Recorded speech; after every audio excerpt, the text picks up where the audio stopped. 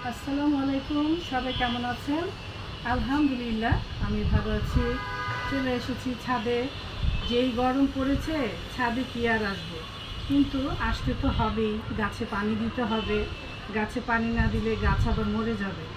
আপনারাও যারা যারা ছাদ বাগানে গাছ লাগিয়েছেন, বারান্দায়, তো সমস্যা নেই, যে কোনো টাইমে দেওয়া যায়, কিন্তু ছাদে কিন্তু আসতে হয় সকালে, না হয় বিকেলবেলা, তাই না? না আসলে ছাদে পানি না দিলে গাছগুলো কিন্তু একদমই বাঁচানো যাবে না। দেখেন সকালে আসি নাই, এই যে মরিচ গাছটা কেমন একটু লেতিয়ে লেতিয়ে গেছে, সবগুলো গাছ দেখেন কেমন হয়েছে। তো আমি আজকে এই যে পানি দিয়ে দিচ্ছি গাছগুলোতে। হ্যাঁ, এখানে আমি চাল ধোয়া পানিও দিয়েছি।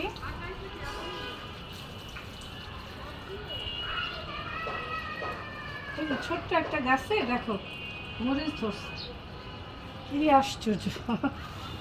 এই যে এইভাবে গাছগুলোকে একবারে গোসল করে দিবা। ভিতরে কি চালের সাথে কিছু ছিল, পানির সাথে? এই যে ঝর্ণাটা হয়ে গেল কেন? হ্যাঁ, ঠিক আছে।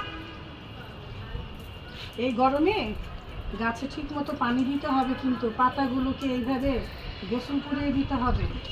হ্যাঁ, গোসল না করালে হবে না। এই আমাদের গাছের এই যে এই বেগুনটা অনেক বড় হয়েছে, দেখছো? আমি এগুলো সবই, এই যে পুদিনা গাছে পানি দিয়ে দিলাম। এটা আমি গোসল করাই দিই এইভাবে।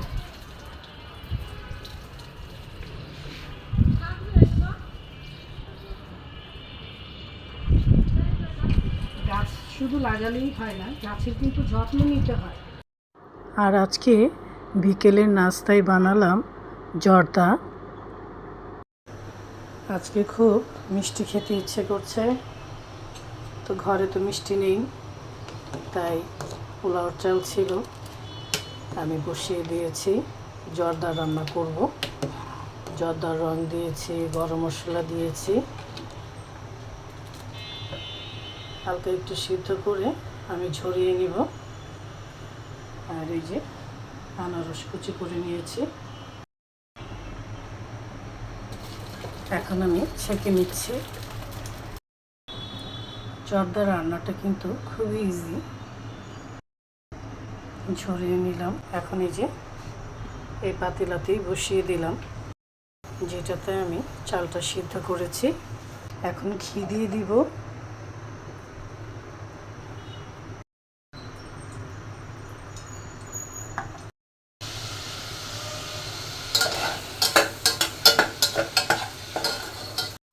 আনারসটা ঘিয়ের সাথে ভেজে এখন চালটা দিয়ে দিলাম। আর এই যে দিয়ে দিচ্ছি কিশমিশ আর চিনি। আমি 1 চিমটে লবণও দিয়ে দিলাম। এখন এভাবে জর্দাটা নেড়ে চেড়ে দিব। চিনি দেওয়াতে একটু পানি বের হবে, সেই 8 ফোঁটা চালটা এই পানিতেই হয়ে যাবে, আর জর্দাটাও ঝরঝরা থাকবে। জর্দার মধ্যে আমি দিয়ে দিচ্ছি গুঁড়ো দুধ।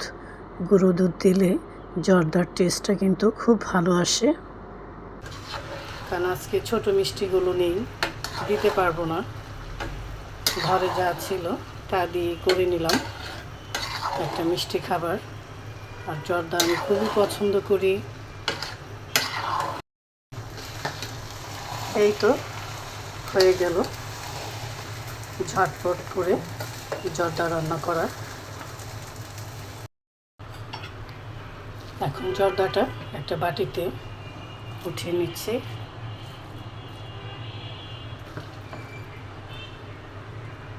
এটা গরম গরম খেতেও ভালো লাগে, আর ঠান্ডা হলে খেলেও অনেক ভালো লাগে।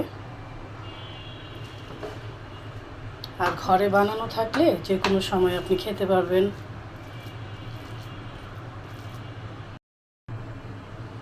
এই তো হয়ে গেল জর্দা রান্না করা। আমি আবার একটু ঘি দিয়ে নিচ্ছি, দিব একটু কিশমিশ,